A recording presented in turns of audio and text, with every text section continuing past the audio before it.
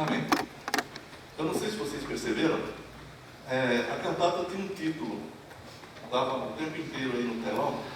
Vocês lembram o título da cantata? Adorai? Adorai? Vamos falar juntos?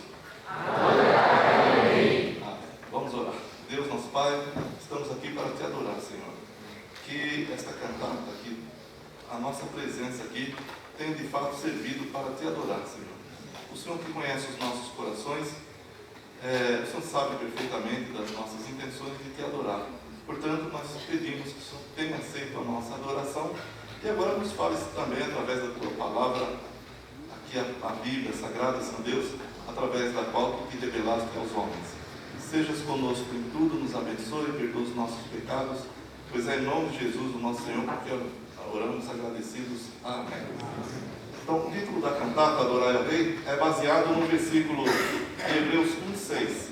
Diz assim: outra vez, ao introduzir no mundo primogênito, diz: e todos os anjos de Deus o adorem. E todos os anjos de Deus o adorem. Por que veio a ordem de Deus para que todos os anjos adorassem o Filho? Porque o Filho é Deus também. O Filho não é Deus também, o Filho é Deus. E a adoração na Bíblia só é voltada para Deus. Nenhum outro ser na Bíblia, homem ou anjo, seja lá quem for, é ordenado a ser adorado, só a Deus. E o próprio Deus, o Pai, quando Ele põe Jesus no mundo, quando Ele introduz o primogênito no mundo, Ele ordena aos anjos, e todos os anjos de Deus o adorem. Então o objetivo nosso aqui é adorar a Deus, adorar a Jesus Cristo, que é Deus igualmente. Eu vejo a época do Natal como um período de grande alegria, de compras, de troca de presentes, de almoços e jantares, confraternizações, festas, celebrações, árvores de Natal, ruas enfeitadas, muitas luzes e cantatas, como aconteceu hoje aqui. Eu tenho uma certa opinião diferente de alguns colegas pastores e de algumas pessoas. Eles dizem que transformaram o Natal em comércio. Eu não vejo assim. Quando Deus introduz no mundo primogênito, o Alexandre leu aqui em Lucas, todos os anjos de Deus adoraram. Foi alegria, foi festa. Foi aqueles pastores lá em Belém esquecidos naquela, sei lá onde, tão longe. E de repente o anjo aparece, os anjos aparecem e dizem: olha, na cidade de Davi nasceu hoje o Salvador, que é Cristo o Senhor. Então foi uma grande alegria para aquela gente também. Eu vejo aqui na época do Natal que nós não transformamos o Natal em comércio, não. Mas também é comércio. Você gosta de receber presentes? Sim ou não? Então presente não é coisa ruim. Você gosta de 13º salário? Então também não é coisa ruim o 13º salário, né?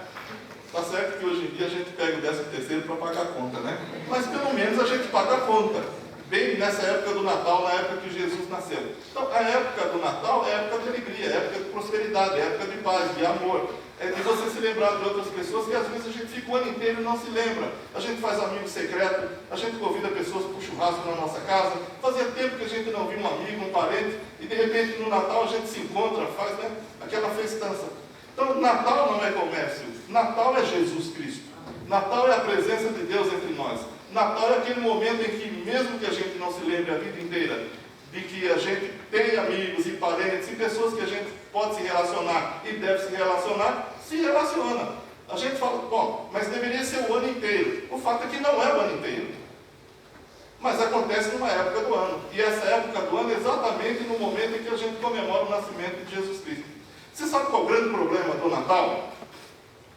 Não é o comércio que se faz, não são as coisas que se vendem e se compram, não são essas festas que se realizam, não é nada disso.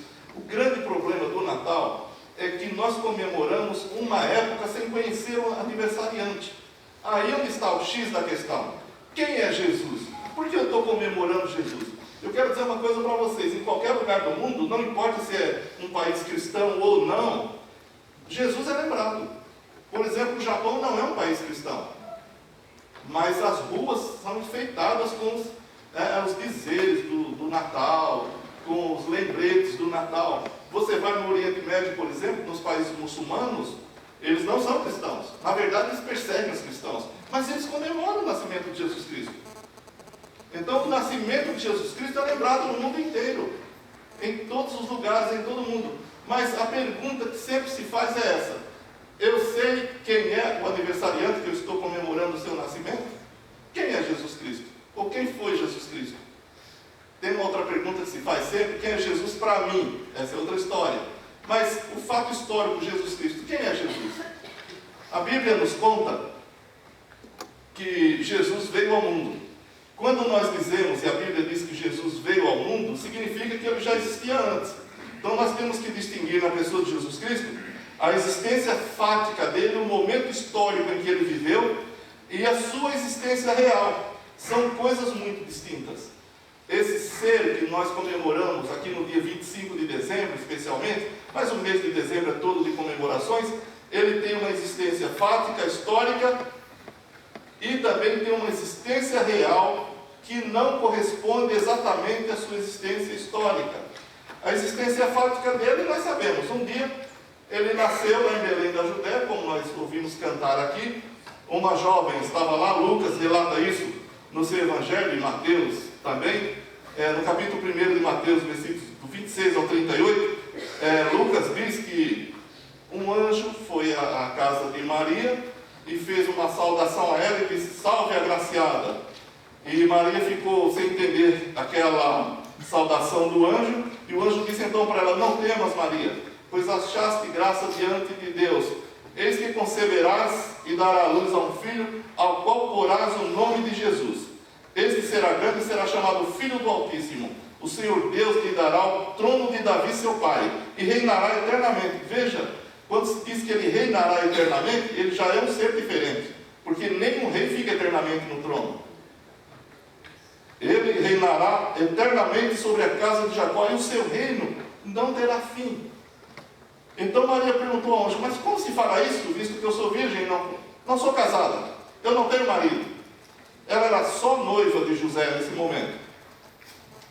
E o anjo disse a ela o seguinte: virá sobre ti o Espírito Santo, e o poder do Altíssimo te cobrirá com a sua sombra, por isso o que há de nascer será chamado Santo, Filho de Deus.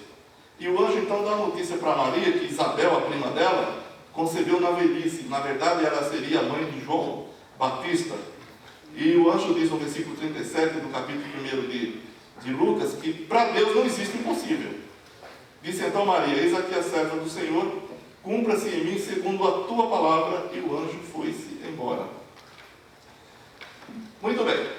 O anjo anuncia que Maria teria um filho, mesmo ela sem ser casada. Ela, virgem, daria luz a um filho, e esse filho se chamaria Jesus. Mateus diz que ele se chamaria Jesus porque salvaria o povo dos pecados. Você veja que as coisas que acontecem com Jesus são um pouco diferentes das que acontecem usualmente com qualquer ser humano. E Jesus, de fato, nasceu um dia lá em Belém. Ele foi uma criança, como outra criança qualquer. Ele cresceu, foi um jovem, um adolescente. Ele atingiu a idade adulta, trabalhou com seu pai na carpintaria. Aos 30 anos de idade, ele deixou a carpintaria e foi ao Jordão, onde João Batista, filho de Isabel e Zacarias, o batizou. Então Jesus inicia o ministério. E nesse ministério ele fala com as pessoas, ele cura doentes, ele expulsa demônios, e ele faz tudo aquilo que a Bíblia diz que ele fez. Então o que eu quero dizer é o seguinte: Jesus teve uma existência fática, histórica. Há quase, ou há mais de 2000 anos atrás, lá em Belém, na Judéia, Jesus nasceu, viveu na Palestina, e um dia ele foi levado à crucificação e morreu. Agora, a Bíblia fala de um outro fato a respeito desse menino, entre aspas, que nós comemoramos nessa data. Fala da existência real dele. Quando, ou desde quando Jesus existe? A Bíblia fala e nos informa que a existência de Jesus é muito anterior ao fato do seu nascimento, porque ele é pré-existente ao fato, porque ele é eterno, ele é Filho de Deus, e junto com o Espírito Santo forma a Trindade Santa com Deus o Pai. Quando o profeta Miqueias fala a respeito da vinda de Jesus Cristo, lá no capítulo 5, versículo 2, o profeta Miqueias, ali cerca de 700 anos antes de Jesus nascer, ele disse as seguintes palavras. Ele disse o local onde Jesus nasceria, mas veja só comigo o que ele diz mais a respeito de Jesus. Mas tu, Belém Efrata, posto que pequena para estar entre as milhares de Judá, de ti é que me sairá aquele que há de reinar em Israel, cujas saídas são desde os tempos antigos, desde os dias da eternidade. Então, quem vive eternamente senão Deus? A existência fática de Jesus foi de 33 anos, há 2000 anos atrás. A existência real dele é desde a eternidade.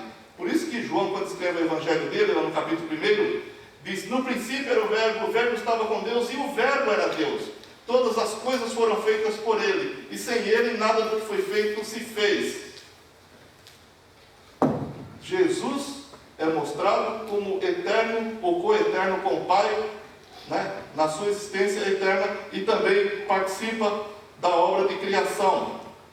Quando Paulo, o apóstolo, escreve sobre o mesmo fato, lá em Filipenses 2, de 6 a 8, ele diz o seguinte: que Jesus, subsistindo na forma de Deus, não teve por usurpação ser igual a Deus, mas aniquilou-se a si mesmo, tomando a forma de servo, tornando-se semelhante aos homens, e achado na forma de homem, humilhou-se a si mesmo, tornando-se obediente até a morte, e morte de cruz. Em Colossenses 1,17, diz que ele é antes de todas as coisas, e todas as coisas subsistem por ele. Então nós vemos essas duas realidades nesse menino, nessa pessoa que a gente comemora no Natal. Primeiro, ele tem uma existência real. Ele viveu historicamente, sim, na Palestina, há 2000 anos atrás, viveu 33 anos. Mas a Bíblia nos mostra que, independentemente da sua existência fática, histórica, ele é desde a eternidade, ele subsiste por toda a eternidade. Ele é o Criador, junto com o Pai, de todas as coisas. E todas as coisas subsistem por ele. Então esse ser que a gente comemora é muito importante. Eu estava dizendo antes que o fato do presente, dos dinheiros que a gente gasta ou não gasta, nessa época do Natal, e muita gente diz que a gente transforma o Natal em comércio, isso é muito pouco comparado a Jesus Cristo. Eu gosto muito dessa época, mas eu gosto muito porque eu lembro de que essa pessoa que a gente comemora, ele é eterno, ele é filho de Deus, ele habitou entre nós. Sabe de uma coisa?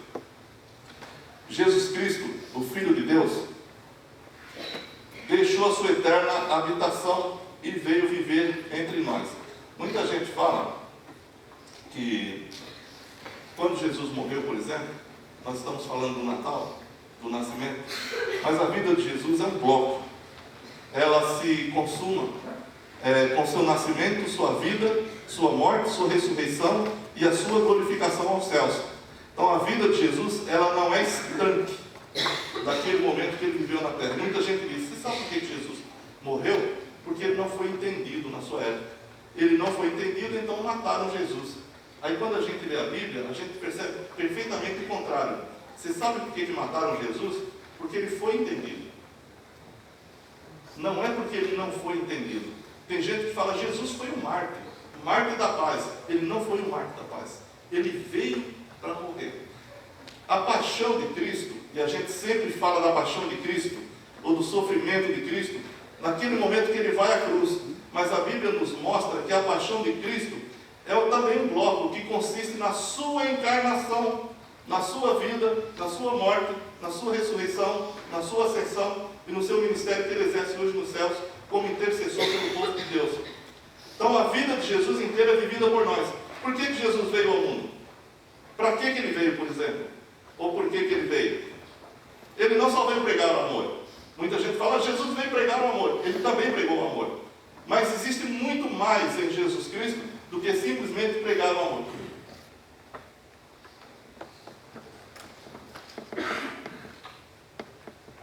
Ele pregou algo muito mais profundo. O amor de Deus revela-se no fato dele ter vindo e se encarnado e morrido por nós. A vida de Jesus Cristo, na verdade, ela foi vivida por nós. Sabe o que a Bíblia diz a respeito de nós, seres humanos? Que todos nós somos pecadores. A Bíblia diz que não existe nenhum justo, nenhum sequer. Mesmo que entre nós a gente divise alguma pessoa, que a gente fala: essa pessoa é muito boa, essa pessoa vai para o céu, nós não somos juízes dessas coisas. Você sabe quem decide se alguém vai para o céu ou não? É o dono do céu. Eu não sou o dono do céu.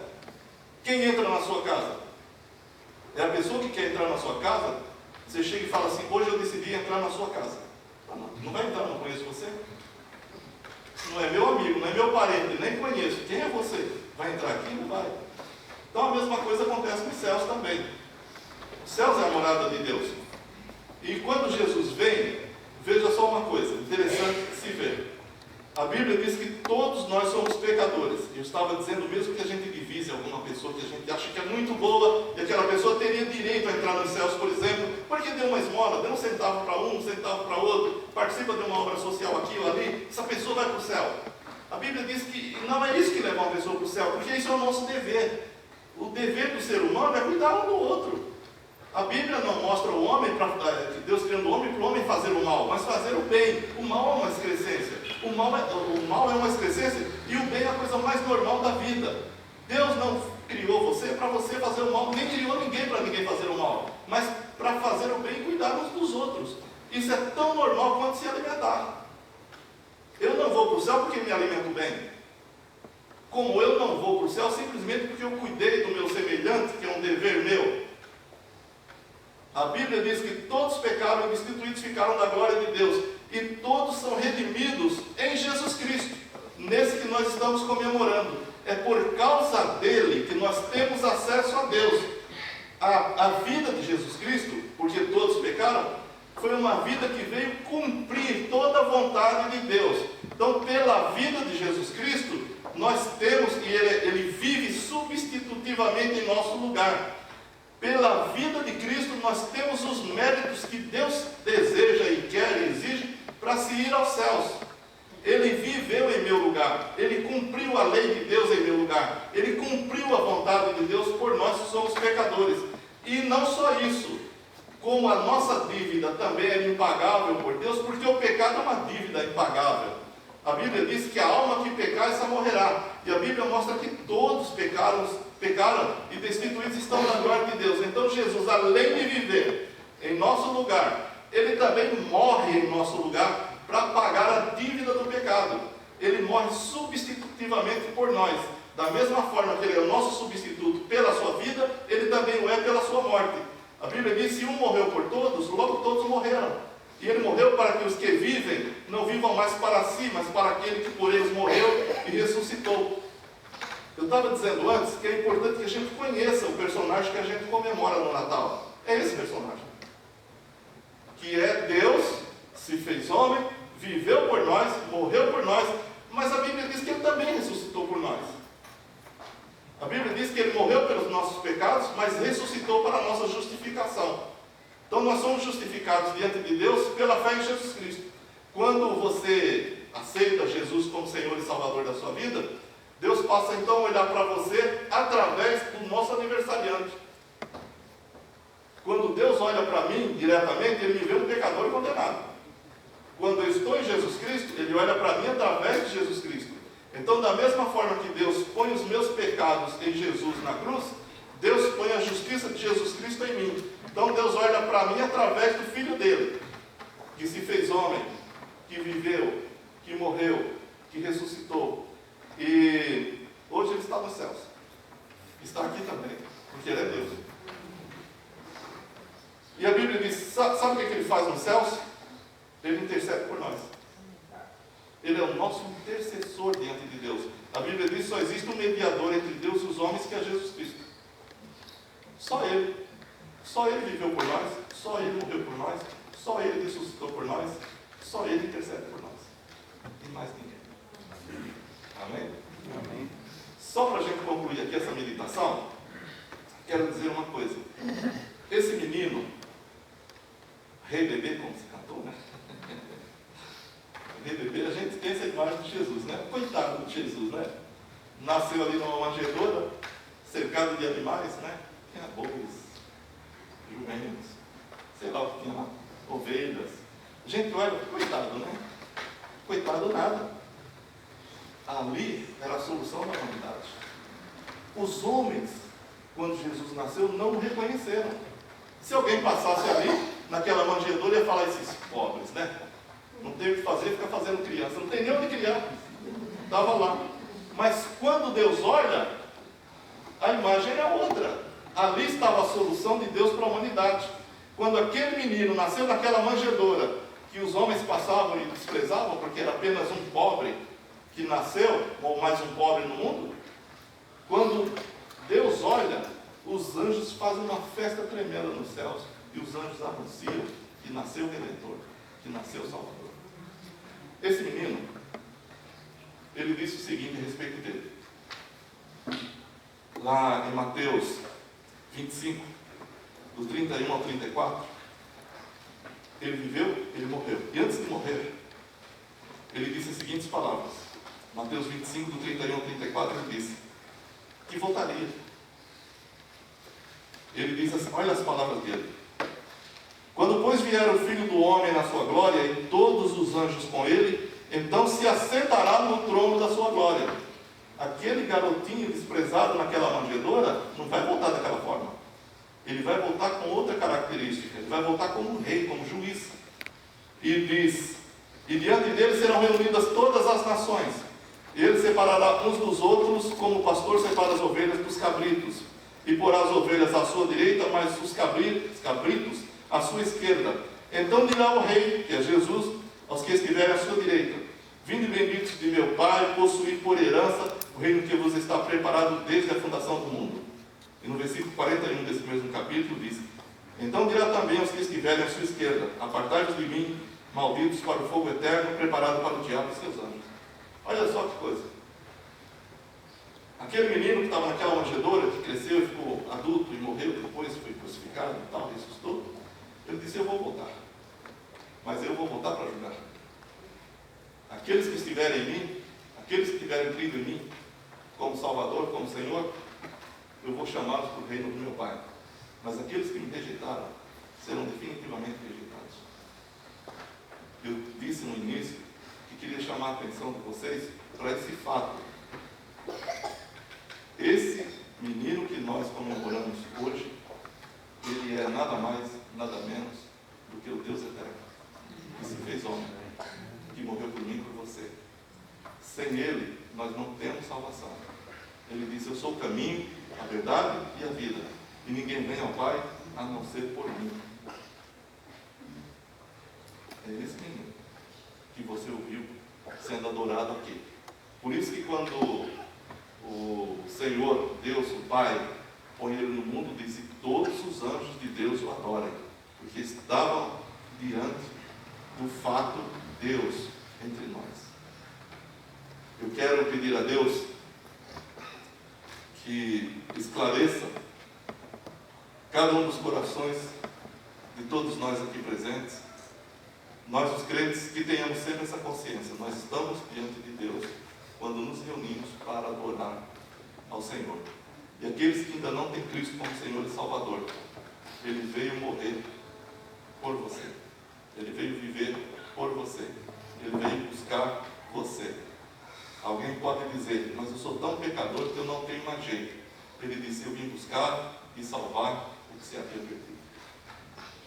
Se você é um pecador, eu quero que você tenha plena certeza de uma coisa: Jesus Cristo veio exclusivamente por você. E todos nós somos pecadores. Então quero deixar para você nesta noite esta meditação da palavra de Deus. Este garoto que a gente homenageia no Natal. A gente faz tanta festa e às vezes a gente não conhece o personagem. Você teve uma pequena noção de quem é Jesus Cristo, que está sendo anunciado aqui nessa igreja, nesse lugar, nesta noite. Eu quero que você tenha plena consciência de que quando Deus introduz Jesus no mundo, manda os anjos adorá-lo. Mas ele diz para cada um dos servos dele nessa terra: adorem o Rei. Dobre-se diante do Rei. Ele é o Rei de toda a terra, Ele é o Rei de toda a carne. Ele é o Rei eterno, Ele é Jesus Cristo, o Filho de Deus. Amém?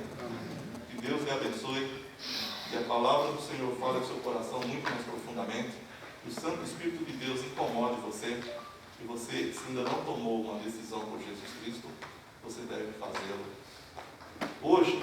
Não deixe isso para depois. A nossa vida é muito pequenininha, muito efêmera, passageira. Não há como a gente deixar uma coisa importante para depois. Se o Senhor falou ao teu coração, dobre-se diante dele, entregue sua vida a Ele para servir durante os dias da sua vida. Se não, não é problema. Aquele garotinho lá da estalagem, da estrebaria, não é só um garotinho. É um filho de Deus, poderoso. Que Deus seja louvado para todo sempre. Que o Senhor seja adorado por mim, por você e por todos os anjos e por todos os povos, para a glória de Deus Pai. Deus nos abençoe.